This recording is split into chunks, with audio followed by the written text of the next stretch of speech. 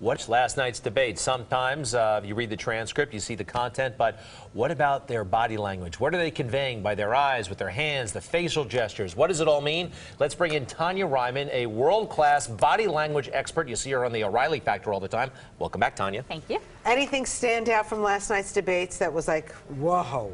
Well, you know, the whole interaction between Cruz and Trump was interesting. But the New York values part? Yeah, the New York values. But other than that, I mean, it was their typical blow by blow. I see it's getting a much more personal now. You know, they're hitting lower because they have to. Let me ask you something about Senator Cruz, especially when you talk about this Trump interaction. When he's right there, he starts clapping for Donald Trump when Donald Trump starts talking about what New Yorkers went through, 9/11.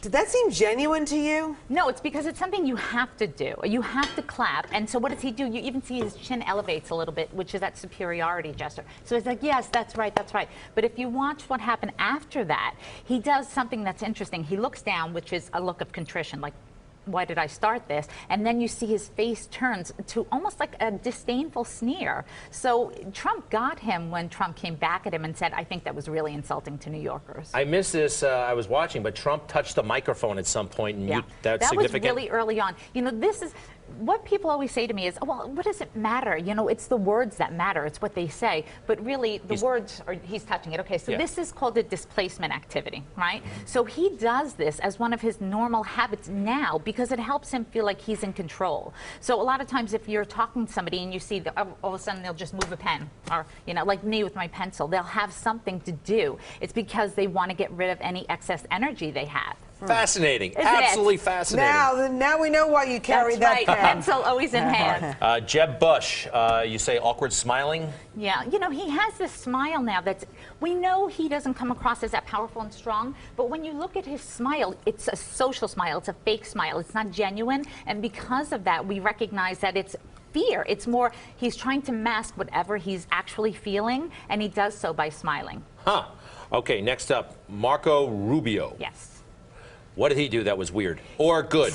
You know, it was interesting. When you see him, see this, it's that slight finger point. Now, when you do that finger point, typically it's aggressive, but because of the context that he was talking about, it became more relevant. So the finger pointing in this situation wasn't insulting, which it can typically be. All right, so I think we touched on Ted Cruz looking at Donald Trump already. So should we talk about Ben Carson?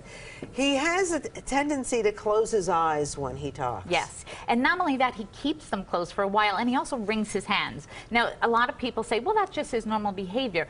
What you need to realize with nonverbal communication is it doesn't really matter if that's their normal behavior. What matters is how people are going to perceive that behavior. Well, a lot of people perceive that he was like totally out to lunch. Well, did you see, to me, one of the big things with him was looking at his watch. Now, that might not seem relevant. He's like, oh, I was waiting to see when you're going to ask me. But I think that was funny. It was funny, but it reminded me of Bush Sr. and Clinton when he kind of lost a debate merely for looking at his watch. So, yes, it's comical, but there's an element to it. 1992, right? Yeah, there's an anchor that we remember. That's automatically what I went to. John Kasich, governor of Ohio, at the end there, he did not look strong to me. I'd love to get your impressions of him.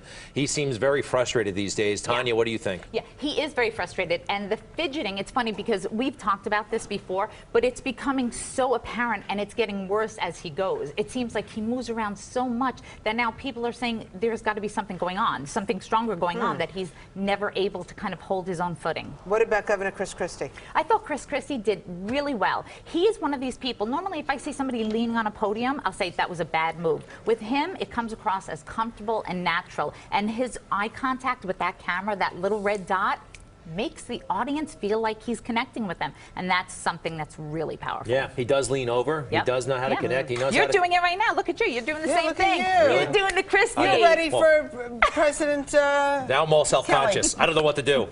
If I move this pen, does it mean I'm a control freak? That means you're trying to control yourself. There you go. All right, how about this? Rosanna's very good at... I know, Rosanna, you got this down. Well, I don't know. I Perfect guess posture like this. That's I think my years of training for the Catholic 10 school. o'clock news and Catholic school. Actually, at Catholic school, we had a nun, Sister Frances de Sales, who made us sit at the desk with our hands at Like the edge this? of the desk. Yeah. This is a fine gesture if you're like this from the beginning. But say we're having a conversation and you ask me something that makes me uncomfortable, and then I do this, it's because I'm trying to now create a barrier between us. I'm becoming uncomfortable. Sister Ann tried that, sit up straight routine and fold your hands. I lasted 6 months in Catholic school. And then you got actually. hit with the ruler, right? They didn't go quite that far, but when you had to ask permission to get your pencil sharpened, Right. I knew I Or was to in go to the bathroom. It was. Yeah. It was. Thank you. Thank so you. much. All right, good insight. Always Thank nice you. to have you here. Tonya Reiman, everybody.